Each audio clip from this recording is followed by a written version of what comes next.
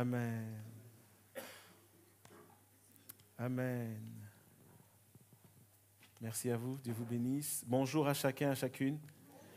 À mon tour, je vous souhaite la bienvenue dans la maison, dans la présence de Jésus-Christ. Alléluia, le Seigneur est vivant. C'est lui qui a ouvert la porte, il a ouvert le chemin et chacun d'entre nous, nous pouvons venir exactement au pied de la croix et recevoir du Seigneur. Et ce matin, je vais justement parler du fait qu'on peut vivre le royaume de Dieu. Et mon point de départ, c'est le message que j'ai apporté à l'Église il y a quelques semaines maintenant, en début d'année. Rappelez-vous, nous avons parlé de l'importance de demeurer en Jésus. Vous vous en rappelez ? On a parlé de l'importance de porter du fruit. Ça a été la parole avec laquelle nous sommes entrés dans cette année. Et le point de départ, c'est le rendez-vous que Jésus a donné à ses disciples après la résurrection. Rappelez-vous, nous sommes dans Matthieu 28 et Jésus donne rendez-vous à ses disciples en Galilée. Et la remarque que j'aimerais faire, c'est que Jésus donne rendez-vous à ses disciples et il leur dit « Allez faire des disciples ». Et de la même manière, quand on ouvre nos Bibles dans Actes chapitre 1, le verset 8, Jésus dit « Vous allez recevoir une puissance ». Et s'il m'était permis de résumer ces deux passages que je viens de mentionner, Jésus parle à des disciples, il leur dit de faire des disciples et il leur dit ce ne sera possible que par la puissance du Saint-Esprit. Amen. Aujourd'hui encore, Jésus appelle des disciples. Jésus n'appelle pas des sympathisants, Jésus n'appelle pas des adhérents. Jésus cherche des disciples et Jésus nous appelle à faire des disciples. Et rappelez-vous, nous avons vu que pour faire la volonté de Dieu, pour être réellement la lumière du monde, nous avons besoin d'être des disciples. Jésus appelle des disciples. Jésus a formé des disciples. Et si vous vous rappelez, nous étions dans Jean chapitre 15. Alors rapidement, je vous rappelle le contexte. Ces messages que je suis en train de résumer, vous pouvez les voir sur notre page Facebook ou alors sur YouTube. Jean 15, c'est le contexte de la chambre haute. Jésus sait qu'il va aller à la croix. Et il descend de la chambre haute et à ce moment-là, Judas est parti. Judas est parti pour nous montrer que Jésus s'adresse encore une fois à ses disciples. Et alors qu'il marche vers Gethsémanée, Jésus enseigne sur l'importance de porter du fruit. Je ne vais pas refaire ce message-là, mais j'attire encore votre attention sur le verset 8 de Jean chapitre 15, où Jésus dit « Si vous portez beaucoup de fruits, c'est ainsi que mon Père sera glorifié et que vous serez mes disciples. » Nous avons vu que pour glorifier Dieu, ce que Jésus attend de vous et moi, c'est que nous soyons véritablement ses disciples. Merci. Que nous soyons ses disciples. Et nous avons vu que le mot fruit revenait à 8 reprises. Demeurer en Jésus revenait 11 fois dans Jean chapitre 15. Et ce matin, le point de départ de cette nouvelle série que je vais commencer, c'est de revenir sur Jean 15. On va relire les versets 2, 5, 8 et 16. Et normalement, il y a quelque chose qui doit vous choquer. Si ça ne vous choque pas, c'est que vous êtes mal réveillé. Jean chapitre 15, verset 2. Et je vous donne un indice. Regardez comment est écrit le mot fruit. Verset 2. Tout sarment qui est en moi et qui ne porte pas de fruit, il le retranche, et tout sarment qui porte du fruit, il émonde afin qu'il porte encore plus de fruits. Verset 5. Je suis le cep, vous êtes les sarments. Celui qui demeure en moi et en qui je demeure porte beaucoup de fruits, car sans moi, vous ne pouvez rien faire. Verset 8. Si vous portez beaucoup de fruits, c'est ainsi que mon Père sera glorifié et que vous serez mes disciples. Verset 16. Ce n'est pas vous qui m'avez choisi, mais moi je vous ai choisi et je vous ai établi, afin que vous alliez et que vous portiez du fruit, et que votre fruit demeure, afin que vous demandez ce que vous demanderez au Père, en mon nom, il vous le donne. Il y a quelque chose dans ce passage qui doit choquer tous les profs de français. Est-ce qu'il y a un prof de français ici ? Ben, tant mieux alors. Quand vous regardez attentivement ces passages, notamment lorsqu'on parle de beaucoup de fruits, encore plus de fruits, on s'attend à ce que le mot fruit soit au pluriel. Exact ? Est-ce une faute de frappe de ceux qui ont traduit la parole de Dieu ? Quand vous allez à la racine du mot grec et quand Jésus parle à ses disciples, en fait, quand Jésus est devant ses disciples, aucun d'entre eux ne comprend qu'il faut porter beaucoup de fruits au pluriel, mais tous comprennent que Jésus dit « je vous parle d'un fruit ». Et c'est frappant de voir que Jésus dit encore plus, beaucoup plus, mais en fait, Jésus dit, il y a une seule chose que je veux voir dans ta vie. C'est un fruit. Et lorsque Jésus est dans tout ce discours, il parle du fruit. Et la parole de Dieu, dans Galates chapitre 5, verset 22, nous parle également du fruit de l'esprit. Je me rappelle que lorsque je me suis converti et que je commençais à lire la parole de Dieu, et quand j'étais dans Galates chapitre 5, verset 22, quand je lisais l'amour, la joie, la paix, la patience, la bonté, la bienveillance, la foi, la douceur, la maîtrise de soi, quand je partageais, je disais toujours les fruits de l'esprit. Jusqu'à ce qu'un jour, je médite la parole de Dieu et je me rends compte que, tiens, on parle du fruit de l'esprit. Et pour moi, amour, joie, paix, etc., c'est un pluriel. Mais la parole de Dieu nous dit que ce que Jésus veut voir dans nos vies, c'est un tout. Jésus veut voir des transformations dans nos cœurs. Et ce que Jésus dit à ses disciples, il leur dit, ce qui va impacter les gens, c'est ton caractère transformé par le Saint-Esprit. À un moment, Jésus dit, afin qu'ils voient et qu'ils glorifient le Père qui est dans les cieux. C'est frappant de voir que Jésus dit à ses disciples, allez faire de toutes les nations les disciples, et il leur dit, vous allez recevoir une puissance, mais Jésus dit, ce que je m'attends à voir dans ta vie, c'est le fruit. Ce ne sont pas les fruits, mais c'est le fruit. Jésus dit, ce qui va impacter ta génération, c'est ton cœur. Jésus parle du caractère chrétien. Et ce matin, Jésus nous dit que si tu laisses le Saint-Esprit transformer ton cœur au point de ressembler à Jésus, alors tu seras un vrai disciple. Lorsque, dans Jean 15, verset 8, encore une fois, Jésus dit, si vous êtes mes disciples, alors vous porterez beaucoup de fruits, et c'est ainsi que mon Père sera glorifié. Jésus dit, quand nous nous réclamons de lui, quand nous disons que nous sommes ses disciples, lui regarde à notre cœur. Et Jésus regarde le fruit. Et Jésus dit, tu dis que tu es mon disciple, montre-moi ton cœur. Montre-moi ton caractère. Et ce que Jésus est en train de dire, c'est, quand nous nous réclamons de lui, nous ne sommes pas censés avoir de sale caractère, passez-moi l'expression. Mais ce que le Saint-Esprit veut faire, c'est de former Christ en nous. Dans Galates chapitre 4, verset 19, l'apôtre Paul dit ceci qui peut être choquant pour toutes les mamans qui sont ici. Il dit, mes enfants, j'éprouve de nouveau les douleurs de l'accouchement ou de l'enfantement, selon les versions, pour vous, jusqu'à ce que Christ soit formé en vous. Toutes les femmes mariées savent que quand leur mari a une petite fièvre ou une petite grippe, ils crient à la mort. Ils disent, ça y est, je suis mort. Ma vie va s'arrêter. Et je crois de tout mon cœur que chaque femme qui a enfanté et qui voit son mari dire ça, et dit, si une grippe te fait cet effet, qu'est-ce que tu vas vivre quand tu vas connaître les douleurs de l'enfantement? Et on voit ici Paul qui dit qu'il éprouve les douleurs de l'enfantement, mais qu'est-ce qu'il en sait? Mais qu'est-ce qu'il en sait? Et ce verset est là pour dire que spirituellement, Paul pleure. Pourquoi? Pour qu'il y ait du fruit dans la vie de ces chrétiens. Parce qu'il dit que vous et moi, nous pouvons chanter comme nous avons fait ce matin. Mais comme le disait un frère hier, dans la semaine, comme disait un frère dans la semaine, après dimanche, il y a lundi. Ça peut être merveilleux dimanche, mais après, il y a lundi.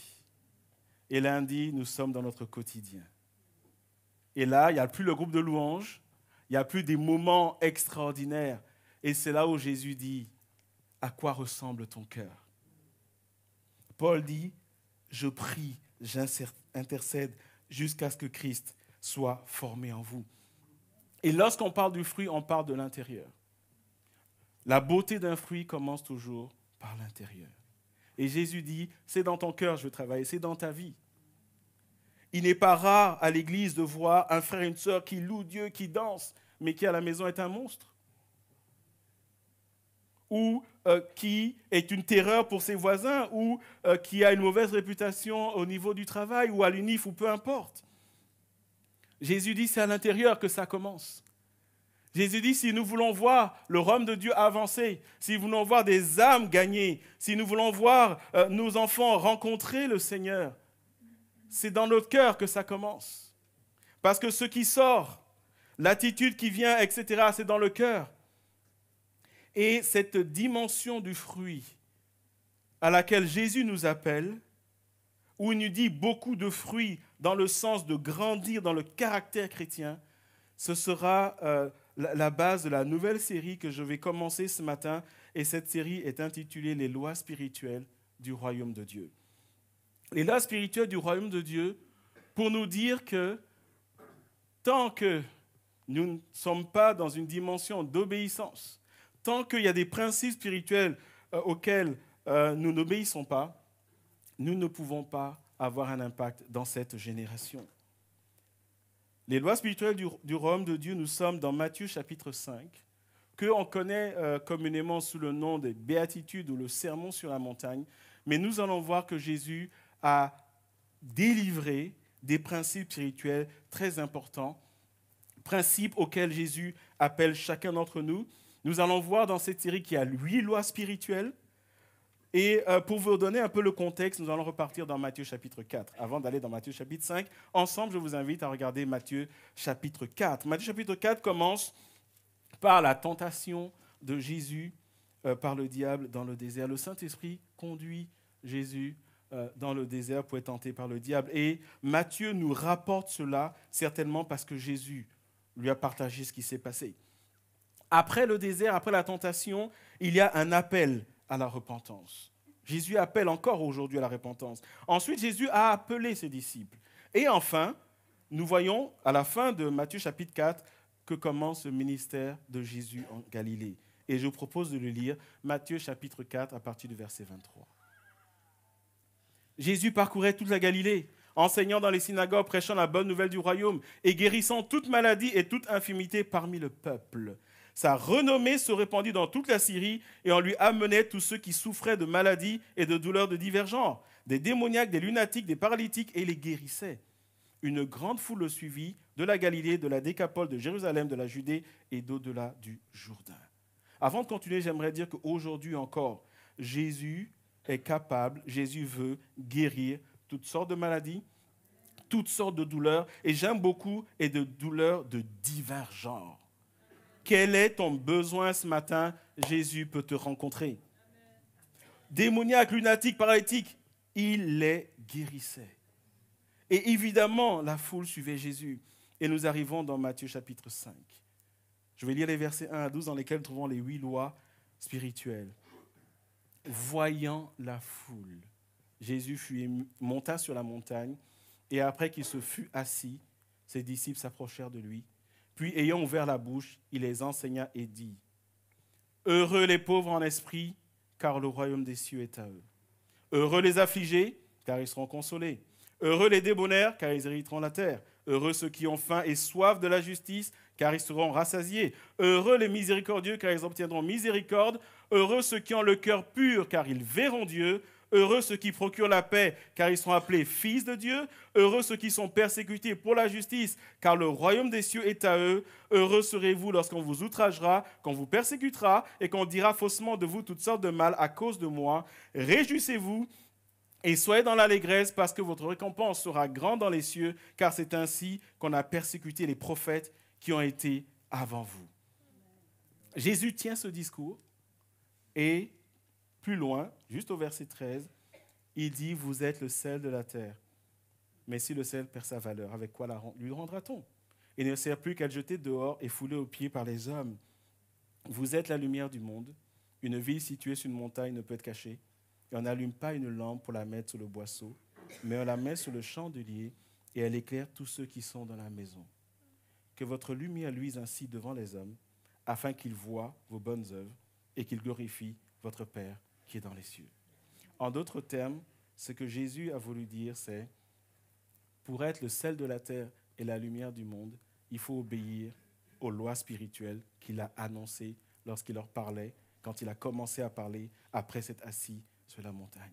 Et nous allons voir, frères et sœurs, dans toute cette série, que chaque fois que Jésus annonce une loi spirituelle, cette loi va aller toucher notre cœur. Lorsque nous allons entrer dans chacune de ces lois, nous allons voir que Jésus, en fait, il ne parle pas de notre dimension de prière, il ne parle pas de notre connaissance de la parole de Dieu, même si ces choses sont importantes. Jésus dit, tout ça revient à une seule chose. À quoi ressemble ton cœur ? À quoi ressemble ton cœur ? Chacune de ces lois commence par heureux. Littéralement, ça veut dire béni. Jésus dit il y a une bénédiction qui se manifeste dans la vie de celui qui obéit aux lois spirituelles que Jésus annonce. Une autre manière de le dire, personne ne peut être un instrument efficace entre les mains du Seigneur et connaître un épanouissement pendant son temps sur la terre s'il n'obéit pas aux lois que Jésus annonce lui-même. Et ces lois sont là pour nous faire vivre, vous et moi, l'évangile sur la terre. Alors, avant d'aller dans la première loi qui sera le cœur de mon message de ce matin et d'aujourd'hui, repartons juste avant que Jésus commence à énoncer ces lois. Matthieu chapitre 5, versets 1 à 2, encore une fois. Voyant la foule, Jésus monta sur la montagne et après qu'il se fut assis, ses disciples s'approchèrent de lui, puis ayant ouvert la bouche, il les enseigna et dit, et il a commencé. Remarquons que lorsque Jésus commence à parler, il y a deux auditoires distincts. Il y a la foule et il y a les disciples. Et quand vous lisez la parole de Dieu, il y a toujours deux auditoires distincts quand Jésus parle. Il y a la foule et il y a ses disciples. Et aujourd'hui, la question c'est, est-ce que tu fais partie de la foule ou est-ce que tu fais partie des disciples? Rappelez-vous que quand Jésus est ressuscité, il a parlé aux disciples.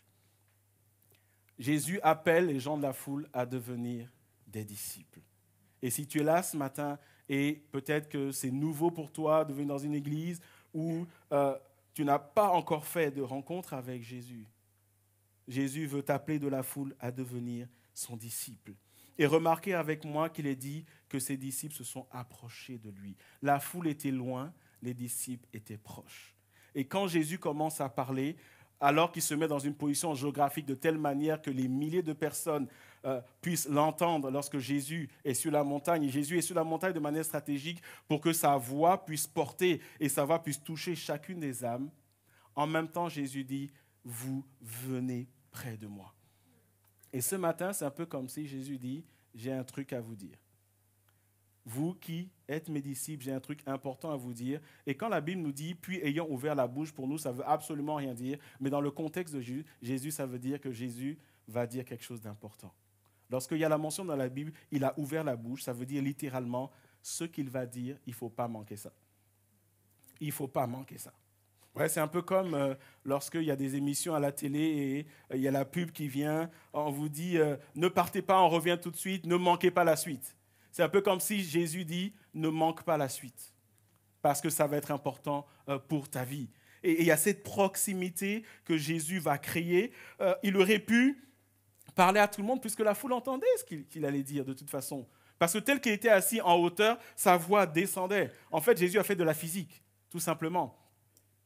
C'est à dessein qu'il s'est assis sur cette montagne-là. Et la foule, en contrebas, entendait tout ce qu'il disait. Et donc, Jésus aurait pu dire à ses disciples, mettez-vous dans la foule. Parce qu'à ce moment, il n'avait rien à faire de particulier avec eux. Mais Jésus dit, venez, mettez-vous là, j'ai un truc à vous dire. Et si tu es là ce matin et tu as ce cœur où tu veux être un disciple de Jésus, Jésus dit, ce que je vais dire, c'est important, ne le manque pas. Et la première loi, heureux les pauvres en esprit. Jésus dit, heureux les pauvres en esprit, car le royaume des cieux est à eux. Tout à l'heure, on a chanté que nous voulons vivre le royaume. Ça veut dire quoi, vivre le royaume? Ça veut dire que notre foi soit réelle. Ça veut dire que quand nous passons de bons moments à l'église, un peu comme dimanche passé, en fait, dimanche après le culte, mon téléphone a failli exploser. Plein de messages. Oh, pasteur, c'était merveilleux, c'était très bien, il faut qu'on le refasse, etc., etc. Et je répondais, oui, amen, Dieu vous bénisse, etc. Et puis, il y a eu lundi, et lundi, j'ai eu aucun message. Parce que nous sommes rentrés dans notre quotidien. Mais Jésus dit, même dans ton quotidien, tu peux vivre la réalité du royaume de Dieu. Tu peux vivre cela. Et c'est ce que Jésus dit. Heureux les pauvres en esprit, car le royaume des cieux est à eux. Jésus dit, ceux qui sont pauvres en esprit, je vais expliquer ce que ça veut dire évidemment, ceux qui sont pauvres en esprit, ils peuvent vivre ici une relation palpable avec le roi des rois et le Seigneur des seigneurs. Ceux qui sont pauvres en esprit, ils peuvent expérimenter la guérison, des miracles, des vies transformées. Ils peuvent expérimenter des délivrances, ils peuvent expérimenter la direction du Saint-Esprit. Je ne sais pas ce que tu vis, mais Jésus dit, tous ceux qui sont pauvres en esprit, ils peuvent vivre sa main qui les touche avec puissance. Et Jésus commence cette loi en disant que le royaume des cieux est à eux. En d'autres termes, Jésus dit c'est la clé. C'est la clé pour vivre un épanouissement spirituel. Qu'est-ce que le royaume de Dieu? Samuel nous l'a rappelé il y a 2 semaines. Romains chapitre 14, verset 17. Car le royaume de Dieu, ce n'est pas le manger, le boire, mais la justice, la paix et la joie par le Saint-Esprit. Jésus dit, si vous et moi, nous saisissons ce que ça veut dire être pauvre en esprit et nous marchons dans cela, nous allons vivre des choses par la puissance du Saint-Esprit. C'est ça que Jésus dit. Et Jésus dit, ces gens-là sur la terre, ils sont bénis. Ils sont bénis pour autant qu'ils le fassent. Et comme je le dis souvent, en réalité, ce que Jésus dit, c'est, si tu obéis à cette loi, la bénédiction, elle te suit et elle te poursuit. Elle est avec toi. Et en fait, il ne s'agit pas d'aller dire, Seigneur, bénis-moi. Il s'agit juste d'être pauvre en esprit. Et Jésus dit, j'ouvre moi-même les vannes de la bénédiction. Le fondement de toute grâce, c'est être pauvre en esprit. Ce que Jésus dit à ses disciples, c'est recherche à être pauvre en esprit et Dieu va agir dans ta vie. C'est aussi simple que ça. Est-ce que vous me suivez ce matin? Alors, que signifie être pauvre en esprit? Alors, autant dire que Jésus ne nous appelle pas à faire vœu de pauvreté. Jésus n'en veut pas notre argent. Mais quand Jésus dit être pauvre en esprit, le mot traduit en français par pauvre signifie être tellement démuni qu'on est poussé à mendicité, on est poussé à demander l'aumône. Jésus, encore une fois, ne nous invite pas à devenir des mendiants. Mais Jésus dit, il y a une attitude de ton cœur qui doit être celle d'un mendiant, de quelqu'un qui demande l'aumône. Et si tu viens dans sa présence, et si tu vis au quotidien avec cette attitude-là, les portes de la bénédiction, elles s'ouvrent dans ta vie. Ce que Jésus dit, c'est « Celui qui vient comme un mendiant dans ma présence, il est béni par son Père. » Et pour nous aider à saisir ce qu'est l'attitude d'un mendiant, d'un pauvre poussé à l'aumône, nous allons aller voir l'exemple d'un mendiant dans la parole de Dieu qui n'est d'autre que Bartimée. Nous sommes dans Marc, chapitre 10, les versets 46 à 48. Rien que parler de ce passage en lui-même fait un message. Mais je veux juste faire ressortir quelques caractéristiques de l'attitude de Bartimée qui va nous enseigner ce matin et nous aider à comprendre ce que signifie être pauvre en esprit, parce que c'est la clé de la bénédiction. Ils arrivèrent à Jéricho et lorsque Jésus en sortit avec ses disciples et une assez grande foule, vous voyez toujours qu'il y a la foule et les disciples, le fils de Timée, Bartimée, mendiant aveugle, était assis au bord du chemin. Il entendit que c'était Jésus de Nazareth et il se mit à crier « Fils de David, Jésus, aie pitié de moi !» Plusieurs le reprenaient pour le faire taire, mais il criait beaucoup plus fort « Fils de David, aie pitié de moi !» Et je vous invite à lire la suite et je vais m'arrêter là. Et qu'est-ce que Bartimée veut nous enseigner aujourd'hui? Lorsqu'on nous dit être pauvre en esprit, je le rappelle, c'est vraiment avec cette attitude de mendicité, de demander l'aumône. Et Bartimée nous enseigne aujourd'hui, frères et sœurs, lorsque vous êtes un mendiant, quelle est votre attitude? Lorsque vous êtes un mendiant, vous reconnaissez votre petitesse et vous reconnaissez la grandeur des autres, n'est-ce pas? Est-ce que vous me suivez ce matin? Lorsque Jésus dit heureux ceux qui sont pauvres en esprit, Jésus dit ceux qui marchent en reconnaissant qu'en eux-mêmes, ils n'ont pas une force, mais que la force appartient à Jésus. Ceux qui viennent avec une attitude de soumission, avec une attitude d'humilité, ils sont bénis par le Seigneur. Amen. Si vous regardez bien autour de vous, et malheureusement dans notre vie de tous les jours, on rencontre des mendiants, on rencontre des personnes qui demandent l'aumône, en général, pas toujours, en général, ces personnes sont assises par terre. Avez-vous remarqué ça? Elles sont assises par terre et elles tendent la main. Quand on est assis par terre, les personnes qui nous approchent, on les regarde toujours en levant la tête, n'est-ce pas? Même au milieu de nous, quand il y a des géants qui sont là, je ne vais pas les nommer, mais moi, il y a des gens dans l'église, quand je leur parle, je suis toujours comme ça. Et quand je rentre, j'ai mal au cou. Lorsque vous êtes par terre et que quelqu'un s'approche de vous, vous levez la tête. Et dans la parole de Dieu, c'est un symbole de soumission à l'autorité. C'est pour ça que quand Jésus est rentré dans la maison de Marthe et Marie, Marie s'est assise aux pieds de Jésus. pour être sûr que le maître serait physiquement en autorité sur elle. Et ce que Jésus dit, c'est quand tu marches avec lui et que tu es soumis à sa parole et à sa volonté, il te bénit toujours. De la même manière que le mendiant est là, il est toujours en situation d'infériorité physiquement et même par rapport à ses besoins. Dieu le bénit toujours.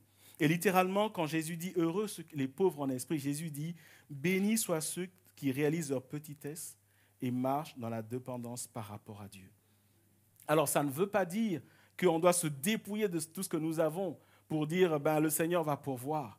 Mais c'est une manière de dire que quand tu marches tous les jours, quand tu reconnais que ce que tu as vient de Dieu, quand tu reconnais que ce que tu es vient de Dieu, alors Dieu te bénit toujours. Parce que c'est ce que le mendiant fait. Le mendiant, il vient, il dit, j'ai besoin de toi.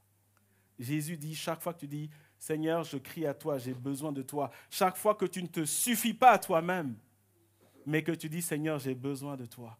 Parce que toi, tu es grand et moi, je suis petit, Dieu bénit toujours. Le mendiant, le pauvre, une autre caractéristique, il connaît sa situation et il dit, j'ai besoin de secours.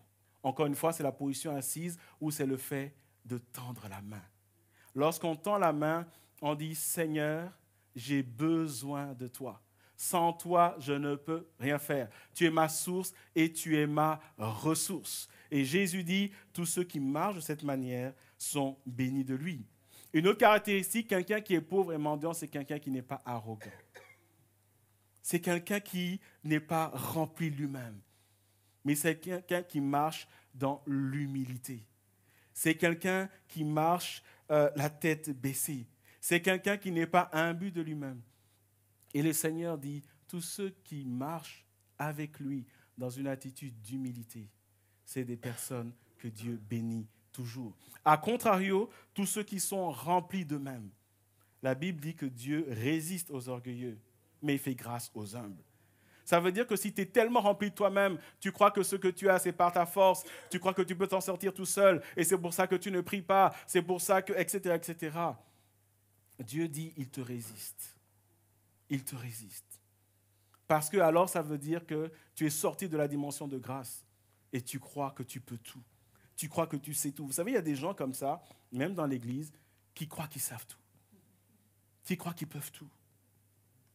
Dieu te bénit, tu pries plus, tu lis plus la Bible. Dieu dit, je résiste à cela. Mais celui qui reste petit, celui qui reconnaît que toute grâce lui vient de Dieu, Dieu le bénit toujours. Une autre caractéristique du pauvre, du mendiant, et on voit ça dans la vie de Bartimée, le pauvre fait la différence entre désir et besoin.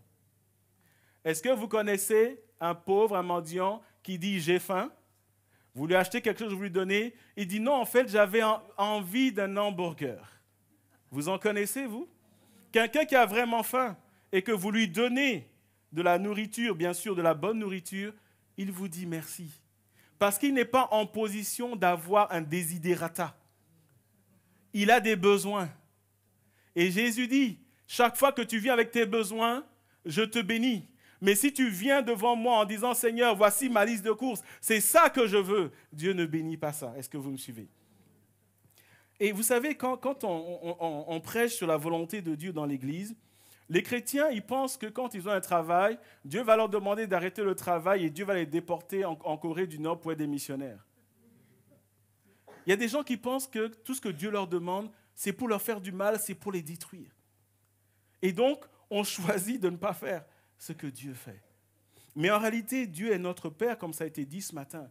Et tout ce que Dieu nous demande de faire, c'est pour notre bénédiction. Il y a des gens, quand Dieu ferme une porte, ils sont hors d'eux-mêmes.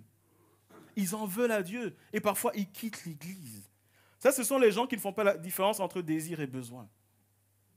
Jésus dit, tous ceux qui viennent à lui et disent, Seigneur, ta volonté et pas ma volonté, en reconnaissant que la volonté de Dieu, c'est leur meilleure sécurité et a toujours une bénédiction.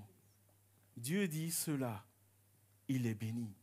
Mais ceux qui disent, non Seigneur, moi c'est comme ça, moi je veux ça, j'ai prié pour ça, tu ne m'as pas donné, alors Dieu dit, c'est une attitude qu'il ne bénit pas. Qu'est-ce qui se passe lorsque nous mettons en avant nos désirs? Lorsque nous choisissons d'aller à notre manière? Nous le lisons dans 2 Timothée chapitre 4, le verset 10. Il y a la destinée d'un homme qui nous est racontée là-bas. Paul dit, « Car Démas m'a abandonné par amour pour le siècle présent, et il est parti pour Thessalonique. Crescens est allé en Galatie, Tite en Dalmatie. » Démas, c'est quelqu'un qui est cité 3 fois dans la parole de Dieu, dans le Nouveau Testament. Et notamment, il nous est dit qu'à un moment, il a marché avec Paul, il a vu les miracles, il a vu la grâce, il a vu le ministère de Paul, un ministère puissant. Aujourd'hui encore, Paul est un exemple pour nous, les chrétiens. Mais ils ont vu tout ça, ou en particulier Démas a vu tout ça, mais il est quand même retourné dans le monde. La question c'est, comment tu arrives à vivre des grâces, des bénédictions, de voir Dieu agir dans ta vie, et à un moment tu le lâches? Qu'est-ce qui se passe? Ou plutôt, comment ça se passe? Souvent, c'est parce que tu mets tes désirs devant. Et que quand Dieu agit et que ça ne te convient pas, alors tu te détournes de lui. Ce matin, le Seigneur nous appelle à être des hommes et des femmes qui viennent avec des besoins et à laisser les désirs de Dieu s'imposer dans nos vies. Parce que c'est Dieu qui a dit, je connais les projets que j'ai formés sur toi, projets de paix et non de malheur, afin de te donner un avenir fait d'espérance. Amen. Tu désires te marier, tu attends un homme, une femme, fais confiance à Dieu. Reçois celui que Dieu t'envoie. En recevant dans ton cœur que celui que Dieu t'enverra, ce sera toujours une bénédiction pour toi. Vous savez, on a tous, comment je vais dire ça, un idéal d'homme et de femme, n'est-ce pas? Vous êtes là? Vous êtes sur terre? On a tous un idéal d'homme et de femme, n'est-ce pas? Oui, hein? Pourquoi vous ne dites pas oui fort? Oui ou non? Oui. Est-ce que vous croyez que Dieu peut vous bénir dans ce domaine? Les oui ont diminué d'intensité. Ce n'est qu'un exemple parmi tant d'autres. Mais ça nous montre à quel point parfois nous faisons des mauvais choix. Parce que nous sommes tellement dans une direction, nous sommes tellement dans un cadre que Dieu n'arrive pas à passer. Mais Dieu dit que le pauvre, c'est celui qui fait la différence entre un désir et un besoin. Et à force de mettre nos désirs devant, nous allons souvent dans la désobéissance et dans la catastrophe. Une autre caractéristique du pauvre, le pauvre a l'habitude d'attendre pour recevoir. Est-ce que, encore une fois, malheureusement, et je n'essaie pas de me focaliser sur nos amis qui sont en souffrance, mais au boulot, récemment, on a déménagé il y a 2-3 semaines, mais avant, là où il y avait nos locaux, il y avait juste en bas du bâtiment une famille de personnes démunies complètement, papa, maman et enfants parfois, et qui étaient souvent assis par terre. Et il m'est arrivé de m'approcher d'eux, de leur parler, etc. Mais ça, ce n'est pas le point ce matin. Et à un moment, je me suis amusé à les observer. Et je remarquais le nombre d'heures qu'ils pouvaient passer assis sous le soleil, en entendant que quelqu'un réponde à leur appel. Et je me disais, quelle patience. Et parfois, c'était pourquoi 50 cents, 1 euro, attendre 3-4 heures pour 50 cents, pour 1 euro. Et lorsque Jésus nous dit, heureux les pauvres en esprit, Jésus dit, bénis soient ceux qui persévèrent. Bénis soient ceux qui attendent que Dieu agisse dans leur vie. Parce qu'ils ont confiance en Dieu. Et ils savent que Dieu n'est jamais en retard. Vous savez, nous, notre problème aujourd'hui, c'est qu'on veut tout de suite. Et quand Dieu, passez-moi l'expression, a le malheur de tarder, on l'abandonne. Parce qu'il faut tout de suite. On a prié, on ouvre les yeux, on veut qu'un ange débarque. Mais Dieu dit, j'agis. Nous chantons ce chant qui dit « Même lorsque je ne le vois pas, tu agis ». N'est-ce pas? Même lorsque je ne le sens pas, tu agis. Moi, c'est un chant, chaque fois qu'on le chante, je dis « Seigneur, et si on peut vraiment vivre ça ?» Parce que nous sommes du genre, j'ai prié, et souvent quand tu dis à quelqu'un « Est-ce que tu as prié ?» « Oui, mais j'arrête pas de prier. » Du genre « Mais Dieu ne fait rien. » Mais Dieu dit « Quand tu as commencé à prier, j'ai commencé à agir. Laisse-moi faire. » Vous savez, c'est un peu comme quand vous allez chez le coiffeur. je pense avoir déjà dit, mais je vais le redire quand même. Normalement, pour pouvoir sortir de là tout beau, toute belle, il faut rester tranquille. Est-ce que vous me suivez? Parce que si vous bougez, vous allez ressembler à quelqu'un d'autre. Est-ce qu'on est d'accord? Quand vous allez chez le coiffeur, vous lui faites confiance, vous lui dites « je veux cette coupe ». Et vous lui faites confiance parce que vous vous dites « il connaît son métier ». Et vous attendez qu'il vous dise « monsieur, c'est fini, madame, c'est fini ». Personne ne va chez le coiffeur et à un moment tourne la tête ou je ne sais pas quoi. Enfin, vous pouvez, mais vous allez ressembler à n'importe quoi. Parce qu'entre-temps, il y a une mèche qui n'aurait pas dû partir qui va partir. Est-ce que vous me suivez? C'est la même manière. Jésus dit, bénis sont ceux qui viennent s'asseoir devant le Père et qui se laissent coiffer jusqu'au bout. Parce que la coiffe que Jésus va te faire va faire que tu seras le plus beau, la plus belle. Pourquoi? Parce que c'est ton Père céleste qui te coiffe. On a déjà vu des gens venir chez le coiffeur et quand ils vous disent qu'est-ce que tu penses de ma nouvelle coiffe, on lui dit, c'est maintenant que tu vas chez le coiffeur ou tu en reviens en réalité? Et Jésus dit, pour que on n'ait pas à te dire ça, apprends la persévérance. Parce que quand tu sortiras du coiffeur céleste, waouh, la bénédiction sera merveilleuse. Combien de gens pleurent? On prie pour eux, ils pleurent. Et quand Dieu les bénit, alléluia. Et on leur dit, mais pourquoi tu pleurais alors? Est-ce que vous me suivez? Le pauvre a l'habitude d'attendre pour recevoir. Je me rappelle, hier, on était avec les hommes au bowling. Est-ce que les hommes ont été bénis hier au bowling? C'est tout? Bon, Benjamin, on ne va plus nulle part avec eux. Ils nous foutent la honte en public, c'est fini. Et hier, je me rappelle, il y a un frère qui était là, et qui était dans l'autre équipe à côté de moi. Et en fait, bon, ceux qui connaissent au bowling, à chaque tour, vous devez lancer 2 fois. Et le frère lançait une fois, il ne faisait pas un strike, il ratait. Et il se tournait vers moi et disait, Dieu veut m'apprendre la patience. Et moi, je rigolais, je lui ai dit, mais ça, c'est pas la patience. Le frère, il est là, il sait que je le taquine, mais j'étais là, et il m'a dit ça 3 fois. À chaque fois, il venait vers moi, Dieu veut m'apprendre la patience. Il a juste raté 3 fois. Ça, c'est pas la patience, frère. Mais Dieu nous appelle à lui faire confiance.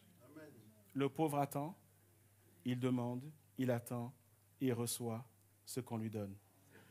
Et Jésus dit, heureux, bénis ceux qui attendent que j'agisse dans leur vie, parce que ma bénédiction n'en sera que plus belle. Est-ce que ça veut dire que l'attente est facile? Non. Mais l'attente se nourrit de confiance en Dieu. Amen. Est-ce que vous me suivez ce matin? Il y a beaucoup ici qui peut-être vous avez fait des prières à Dieu. Dieu dit, je les ai entendus, je vais vous bénir. Mais Dieu nous met en garde. Quand nous refusons d'attendre, qu'est-ce qui se passe? On a un exemple dans la Bible, Exode chapitre 32, verset 1. Le peuple, voyant que Moïse tardait à descendre de la montagne, s'assembla autour d'Aaron et lui dit, « Allons, fais-nous un Dieu qui marche devant nous, car ce Moïse, cet homme qui nous fait sortir du pays d'Égypte, nous ne savons pas ce qu'il est devenu. » Nous connaissons tous, en tout cas ceux qui sont familiers avec la parole de Dieu, ceux qui sont dans l'Église depuis un certain temps, en tout cas, nous connaissons tous l'histoire du veau d'or, n'est-ce pas? Je ne vais pas prêcher sur le veau d'or ce matin, mais la question c'est quel a été le déclencheur du veau d'or? La Bible dit, voyant que Moïse tardait à descendre. Combien de temps Moïse est parti?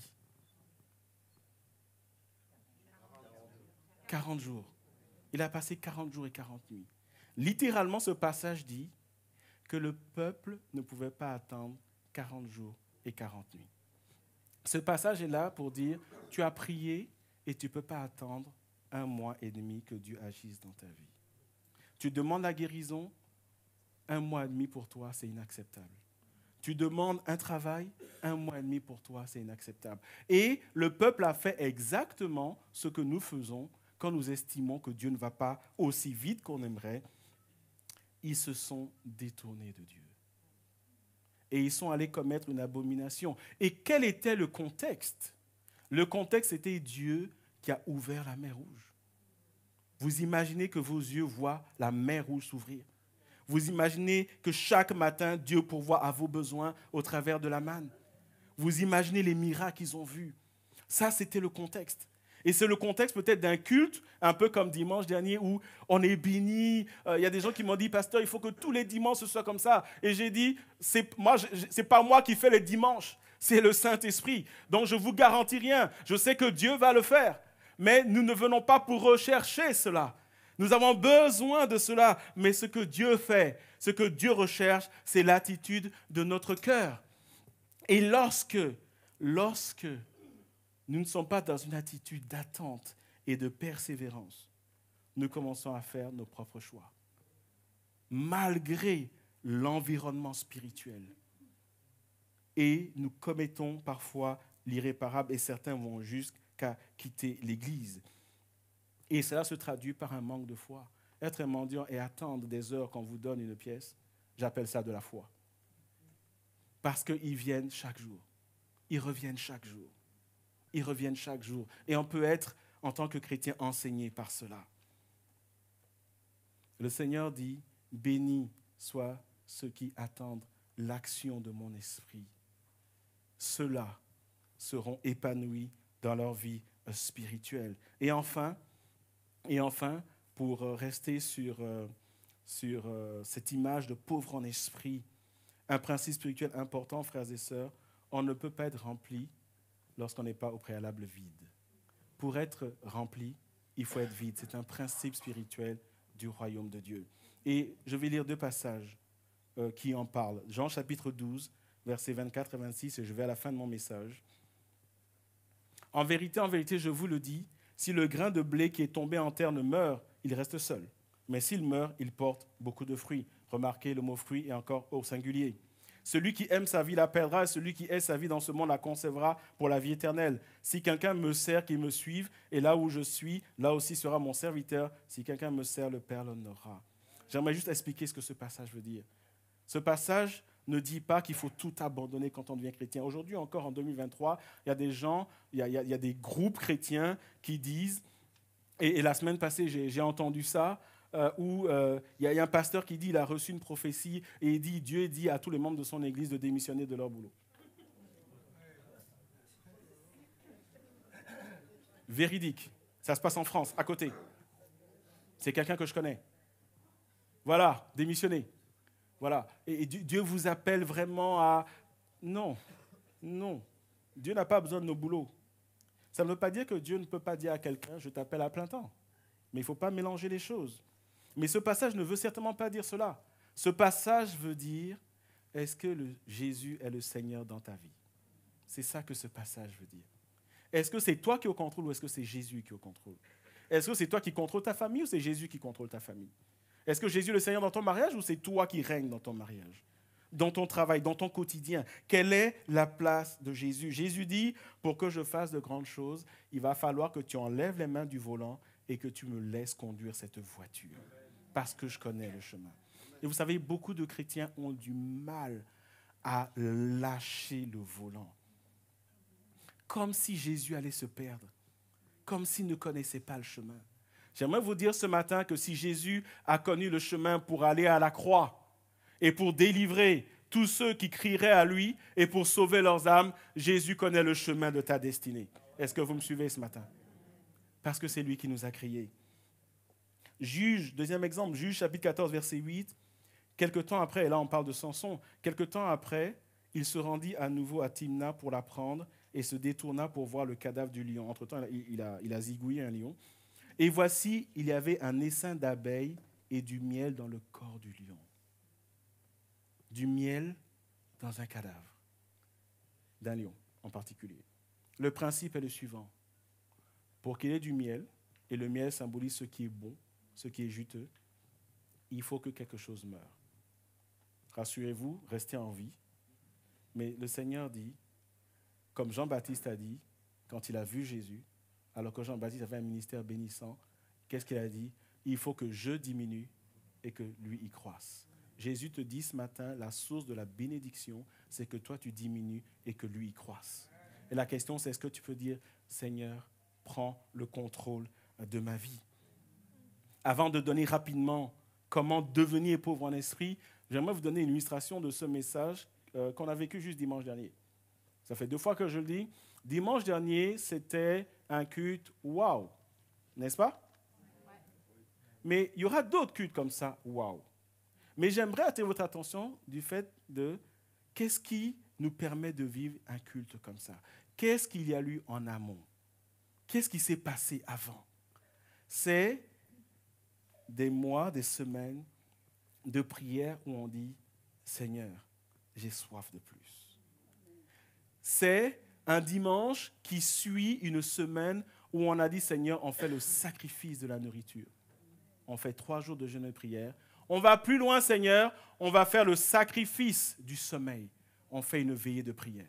Ça, c'est l'attitude d'un mendiant qui dit « Seigneur, j'ai besoin de toi. J'ai tellement besoin de toi que je mets à part 3 jours.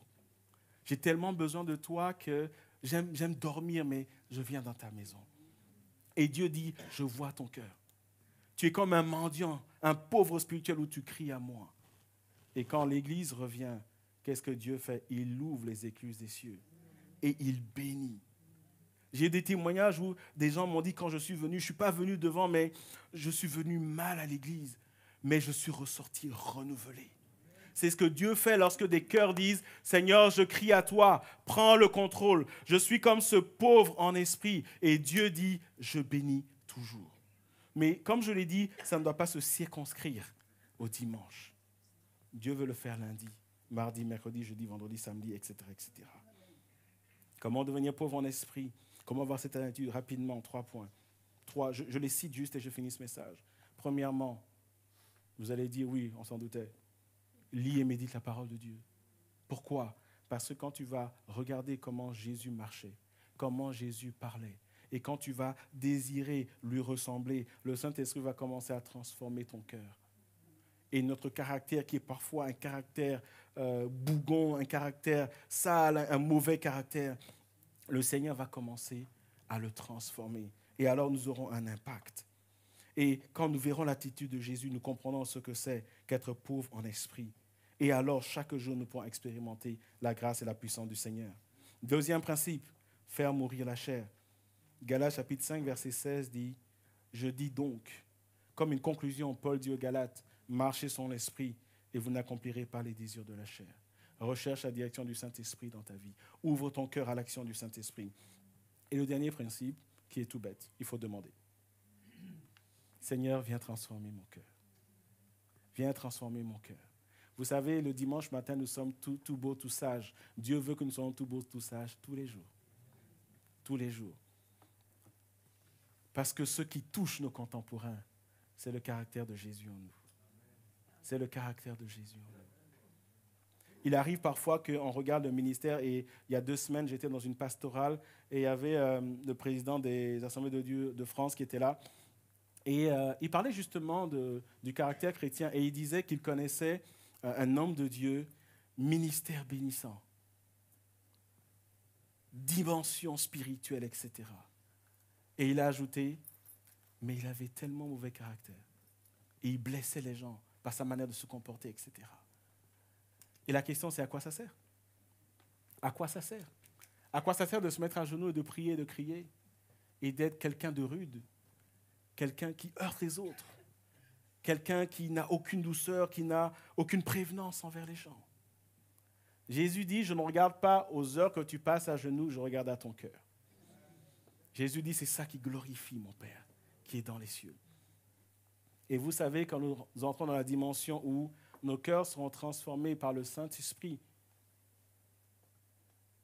alors vous verrez combien les âmes commenceront à venir dans ce lieu.